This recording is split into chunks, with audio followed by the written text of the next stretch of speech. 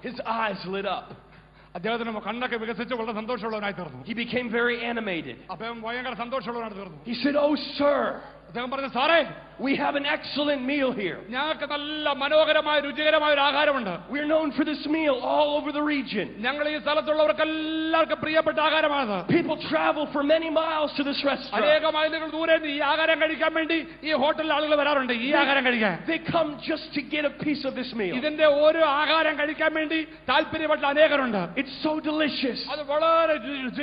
It's so tasty. Our chefs cook it so well. You've got to try some." I thought to myself, well, I'm glad I asked this question. I said, "Perfect. I'll take some of that." He said, "I'm sorry, sir. We don't have any of that today." And that day I learned a very powerful lesson. You cannot give what you do not have. You cannot give what you do not have.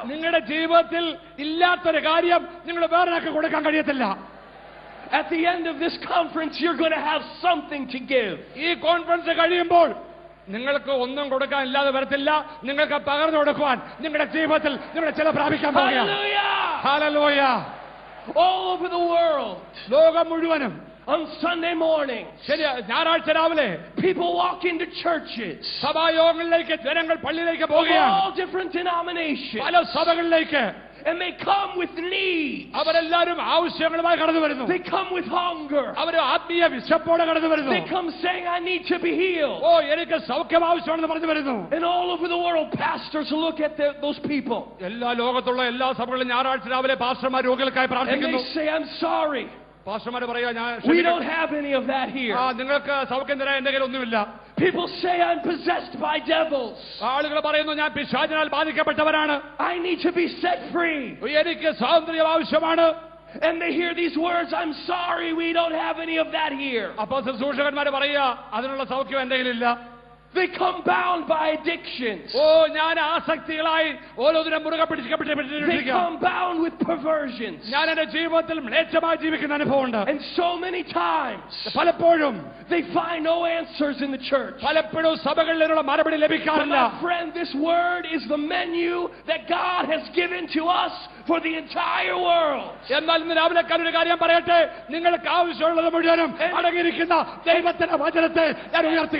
Everything contained within the pages of this book is available to you.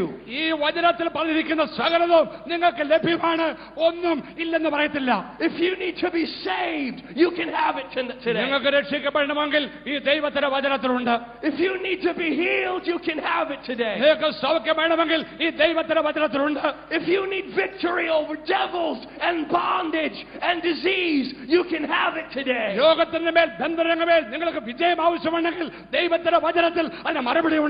In the name of Jesus, it's yours.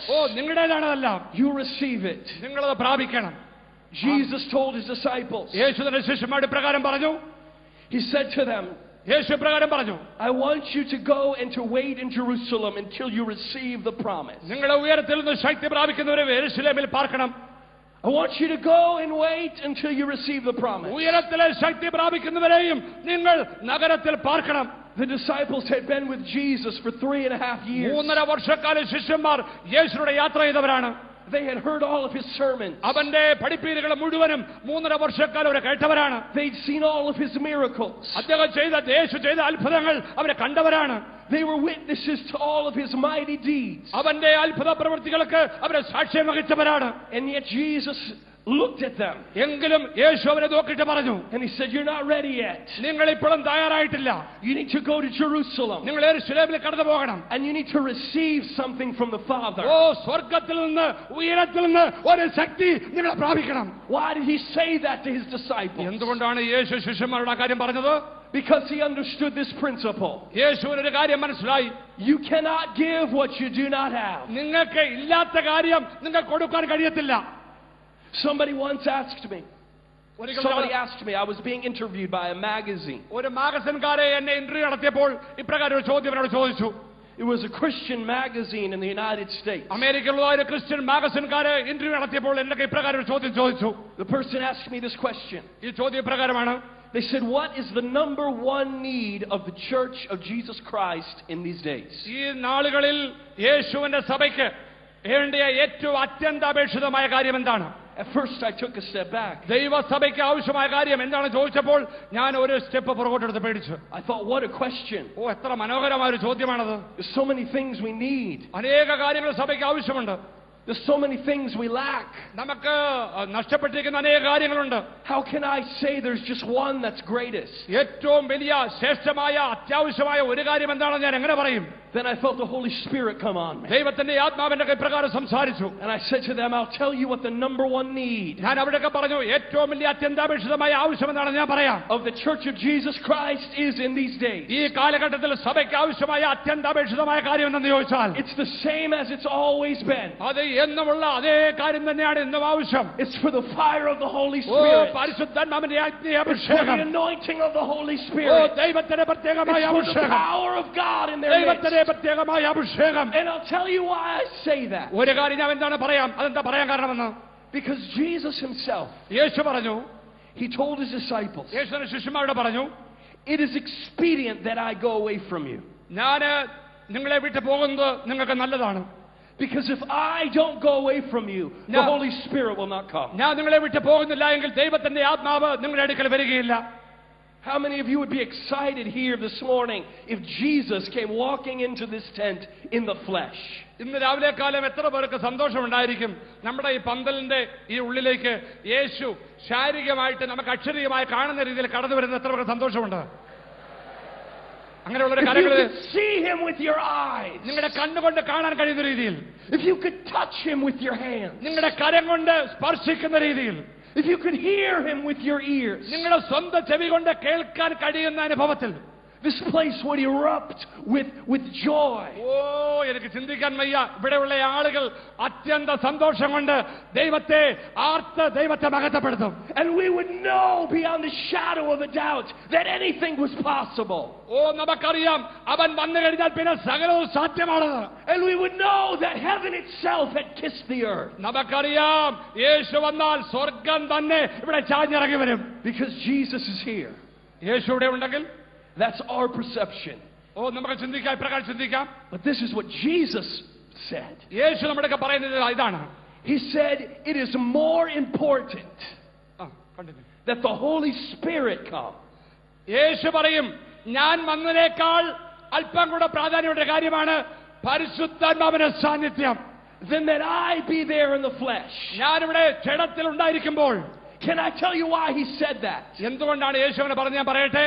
Because what Jesus didn't tell them യേശു അവരുടെ ഒരിക്കലും പ്രകാരം പറഞ്ഞില്ല. is that when the Holy Spirit came, ദൈവത്തിന്റെ ആത്മാവ് വന്നപ്പോൾ there would be hundreds and thousands and millions of Jesuses running around. ആയിരക്കണക്കിന് ലക്ഷക്കണക്കിന് യേശുവിനെ പോലുള്ള ലോകത്തിൽ ഓടി നടക്കുകയാണ്. At that moment the power of God was not just resident in one man. അത് ഒരൊറ്റ വ്യക്തിയിൽ മാത്രം ദൈവത്തിന്റെ ആത്മാവ് വ്യാപരിക്കല്ലായിരുന്നു. But it would be resident in millions.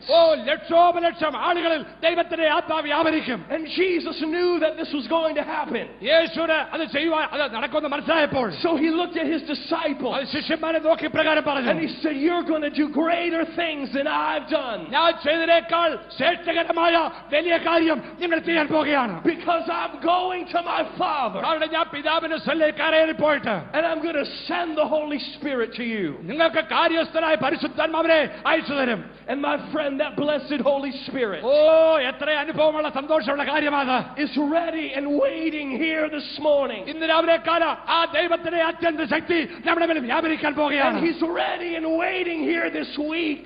ഈ ആഴ്ച നമ്മുടെ മേൽ വ്യാപരിക്കാൻ പോകുകയാണ്.